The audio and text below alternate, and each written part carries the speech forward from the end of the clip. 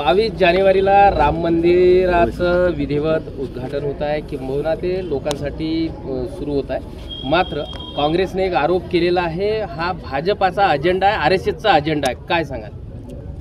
राम मंदिराचा मुद्दा सुप्रीम कोर्टनी एकदा निकाल दिल्यानंतर तो विषय राजकारणाचा संपलेला आहे। आस्था असणं काही चुकीचं नाही आहे। राम मंदिर बनणारच होता, सुप्रीम कोर्टानेच मार्ग मोकळा करून दिला।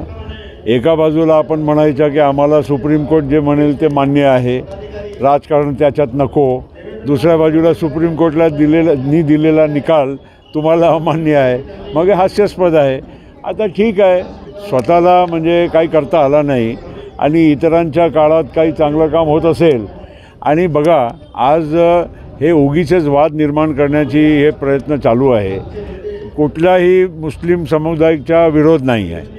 सुप्रीम कोर्टचा निकाल लागल्यानंतर अख्खा देशामध्ये पूर्णपणे शांतता होती, सगळ्यांनी त्या सुप्रीम कोर्टाच्या निकालाचा स्वागत केला।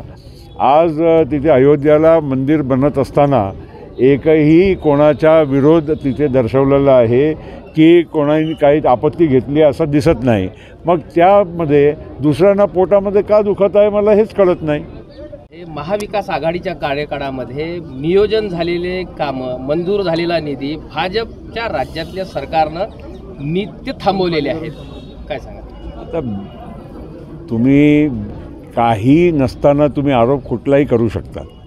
सगळ्या सरकारच्या ज्या ज्या कार्यकाल असतात त्यामध्ये झुकता माप जे रुलिंग पार्टीचे जे काही सदस्य आहेत त्यांना थोडाफार तर होणं स्वाभाविक आहे की नाही। म्हणजे आजपर्यंत म्हणजे या सरकारच्याबद्दल मी बोलत नाही, मागच्या सरकारमध्ये जेव्हा आम्ही पण सगळे जे एकत्र होतो तर झुकता माप आमच्या सगळ्यांना देणारच का नाही, हा विषय साहजिक आहे। आणि म्हणून हे उगीचंच म्हणजे राजकारण चालू आहे। आता थांबवावं, जितकं म्हणजे आपला म्हणजे जे काही व्याप आहे त्याप्रमाणे प्रत्येकाने काम करावं आणि आता चुनाव जवळच आलेले आहे, त्याच्यात सगळं स्पष्टच होऊन जाणार आहे चित्र।